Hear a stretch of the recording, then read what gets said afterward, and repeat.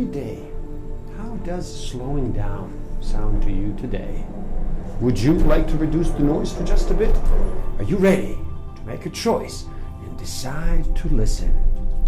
Hello, my name is Igor and SF Walker, and I'm here to remind people to slow down, to reduce the noise, to walk their lives into a natural flow.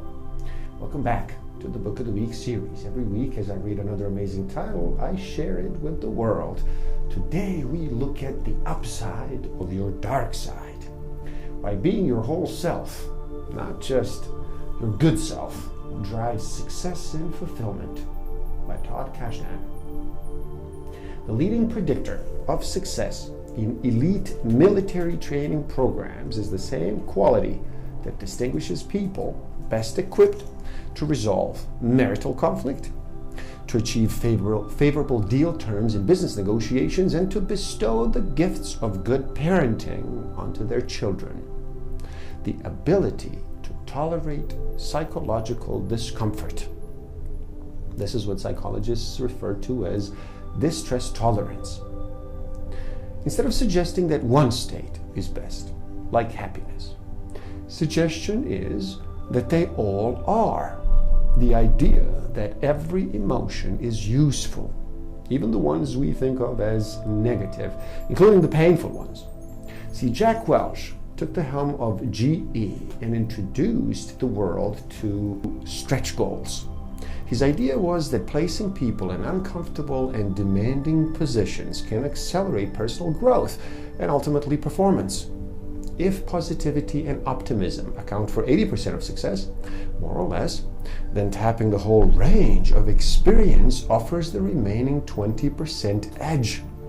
To go there, you need access to everything in the human psychological knapsack, which means unpacking and integrating previously ignored and underappreciated parts of who you are. It turns out that one reason we wrongly predict what will make us happy in the future is that we overlook our capacity to tolerate and even adapt to discomfort. The big reason you should care about emotional time travel errors is that nearly every decision you make now is based on an assumption how you expect to feel in the future. It is the balance of being able to endure phases of negative affect and then engage into a shift into a positive effect. That is adaptive. Minimization of negative experiences and suppression of negative effect are functional neither for work nor for personal development. Unfortunately, avoiding problems also means avoiding finding the solutions to those problems. Can you imagine the historic fight for racial equality or gender rights without a touch of anger?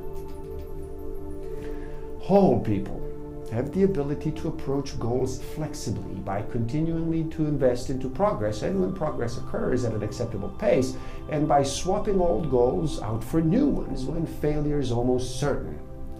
Accumulating emotions that feel good right now and avoiding emotions that feel unpleasant right now is not the best strategy for living well.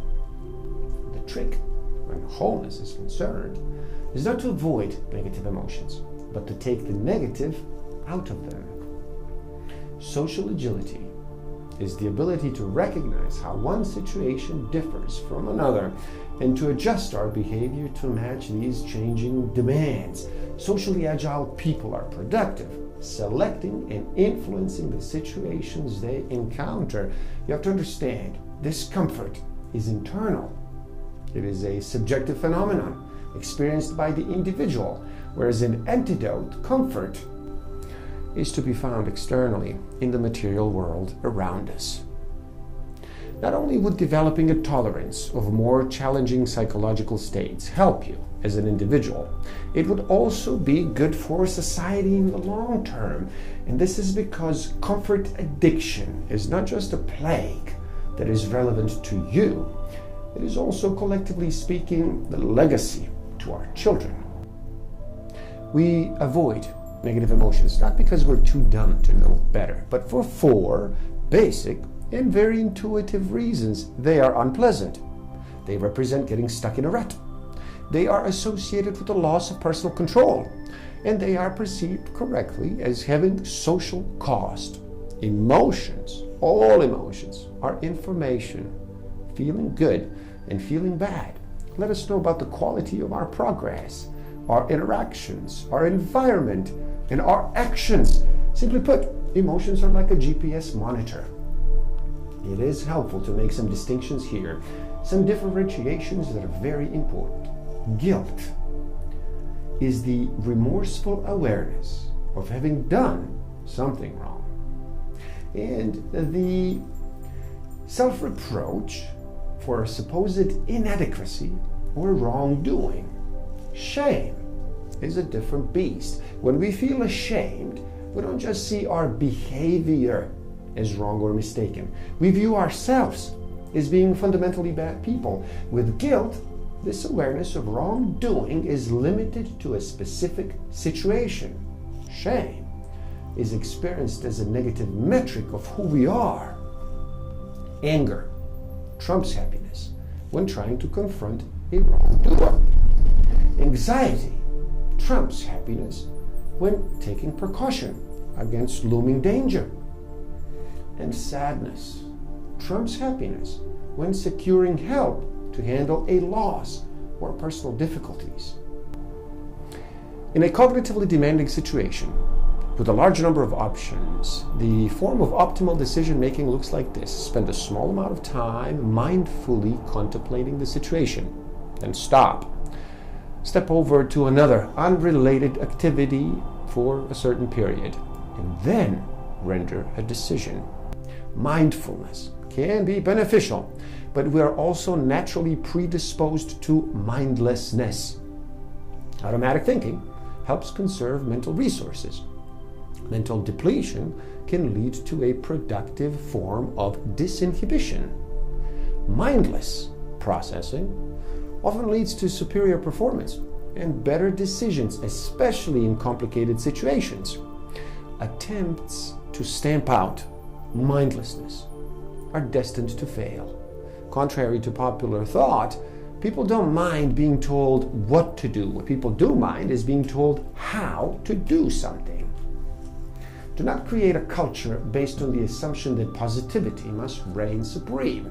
Instead, create a culture where everyone knows that indeed it is safe to be real, and that, depending on the situation, it is sometimes better to feel something other than happiness. Comfort addiction results in lower immunity to negative experience. Negative emotions are an underappreciated resource. The pursuit of happiness can weaken you. Mindlessness is beneficial, especially when you alternate it with mindfulness. Machiavellianism, narcissism, and psychopathy actually give you an edge in tough, complex dealings with other people. It is critical to develop your mental agility, your emotional agility, your social agility. We live in a world in which it's as if people are saying, I care about meaning, I just don't care about it right now. We are, it turns out, short-term hedonists and long-term saints. Pleasure plus growth plus sacrifice equals wholeness. Perfect balance is not what it means to be whole. Being whole is about being open and accommodating of all parts of your personality, the light and the dark passengers, successes and failures. To this we add the combination of a pleasurable and profoundly meaningful life and the embrace of both novelty and stability. Acknowledging seemingly contradictory aspects of the self will increase the power and influence you yield in the present and the vitality, agility, and perseverance you can bring to the life tasks that lie ahead.